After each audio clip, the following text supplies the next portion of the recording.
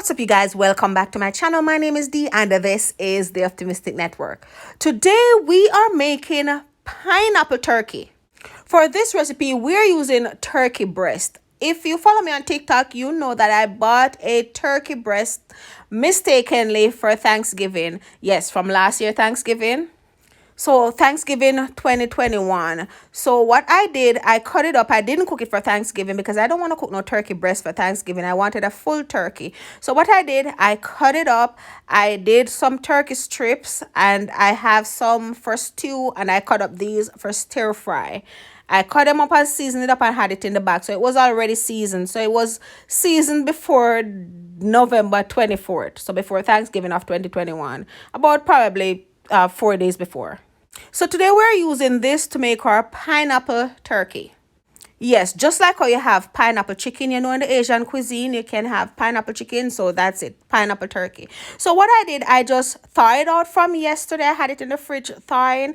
I threw it in a bowl and added a whole egg and kind of mix it up a little. Don't mix it out too much because you don't want the egg to be too runny. Just give it a couple of toss, well, more than a couple of times, just probably a 10-12 toss, just to get it all spreaded, mixed in there. And then you add some flour. You can season the flour if you want. My flour was already seasoned, but be careful of the amount of salt you put in the flour when you season it if you already marinate your meat with salt. After you do that, you toss it around just like you saw me doing in the flour to get flour all over it. You want the flour over all the pieces. Then you get a piece of grease paper or a parchment paper, dust a little flour on it just so they don't stick to it, and then you pick them out one, pull them apart because they're gonna try and stick together. Pull them apart and just set them down on your grease paper, or you can use a plate, just add some flour, or even just a counter. You can just put them on there. Just make sure to dust it with a little flour so they don't start sticking to it. I find this to be quick and easy. The hardest part is this part, just separating them and putting them out. And if you're not doing too much, I'm pretty sure it won't be hard. It won't take a lot of time. So when I say hard, I mean the most time consuming part. So once you get them all out, sitting there, you prep your oil and we're going to fry them. And I'd like to take this moment to remind you that if you're not subscribed to my channel, go ahead and smash that subscribe button, turn your notification bells on, and get active in the comments. So now that you're ready to fry, put your pot on. I like to use a wide pot, and you don't have to use this much oil as I'm using, but I like to use a lot of oil to kind of get it fry and cook at the same time. I don't want to have to turn them too many times. So that's why I always use a lot of oil to fry. So bring your oil to 3/4 way hot. You don't want it too hot because you know what, as them put in there, them start burn up. And then drop them in there one by one. Careful not to throw them on each other. If you notice, I'm actually sitting them down in the oil. I'm giving everything its own place, its own space. I don't want to sit them on each other, so don't do that. Once they're all in there, you just leave that to fry for like a good 5 minutes on high. I leave it to fry on high for a good 5 minutes. Then I use a spatula. I don't turn them or anything for that 5 minutes. Then I use a spatula when I know the one side is fried, and I just use a spatula to kind of turn them. That time you can bounce them. So like this, you can bounce them against each other because they're not going to stick to each other because they pretty much fry already. So I kind of just stir them over so the other side get in the oil. And this is why I like to use a lot of oil, because as you can see, I started stirring and it looked like it was all fried already. Then I remove them from the oil. I set them on a plate with a piece of grease paper, and then we're going to set that aside because now we're going to make the sauce. We're finishing up. Like I said, it's quick and easy. The whole thing won't take you more than a good 20, probably a little 25 minutes, especially if you have it all seasoned already. As a safety precaution, be careful with hot oil. Don't get burned. Once I remove all my meat from the pot, I'm getting started with my sauce. So I just throw the oil in another pot. Then I use a 1/2 cup of water, a 1/2 cup of vinegar, 1/4 cup of soy sauce, 1/2 cup of tomato ketchup, and then I use 1/8 cup of sugar. You can use more sugar if you want. I just don't want it too sweet, so I only use like 1/8 cups of sugar.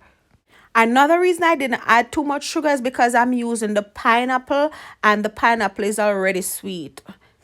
Then I added a teaspoon of cornstarch to a cup with some water, and I just mixed that out. You could add it straight to the pot and mix it out, but I didn't want the lump, so I just added it to a cup, mix it out, and then pour it in the mixture on the stove. And then you're gonna stir this. You can use a whisk if you want to whisk it, because you want to mix it, make it smooth. So sometimes the ketchup can have little lumps. You want to make it smooth. So if you notice, I use the whisk as well, or you can just use a spatula and stir it out. But the whisk get out the ketchup lumps quick and easy.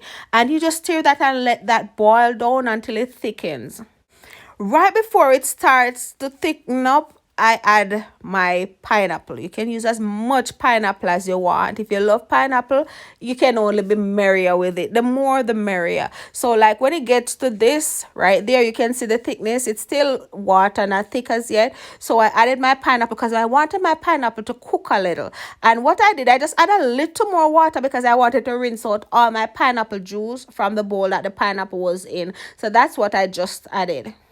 Now, once it started to thick now for real, I added one chopped onion. It's a sweet onion. I chopped it big and I just added it to it. This part is optional. You can skip that. But if you put this in there, you'll love the onion with it. I love it.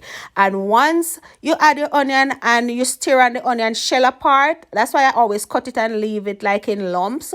Once it's shell apart, and your gravy start looking like this, it start coating your spatula, then you know it's time you can add back your turkey meat to it. So I add my turkey meat to it and I just stir that in, coat it. You can turn off your stove at this time as well. You just stir it in there, coat it, have it coat everything, every piece. And yeah, that's pretty much it. You are done. Wasn't that quick and easy? Anybody can do this. As long as you know to maneuver your way around in the kitchen, around the stove, you can do this. Look how beautiful this is. It looks so good and it tasted so good. Now here I'm showing you how thick I made my gravy. Remember, if you want your sauce a little thinner, little runnier, you can make it a little runnier. But I wanted mine just that thick, and I served it up with some white rice and some stir-fried broccoli and cauliflower, and that was my Sunday dinner, and that was so good. This was my first time having pineapple turkey. I've never had it, I've never seen it, I've never heard about it, but it was really good and I'll do it again. So thank you guys for watching. I hope you enjoyed the video and you'll try. I love you. Have a safe day. Mwah.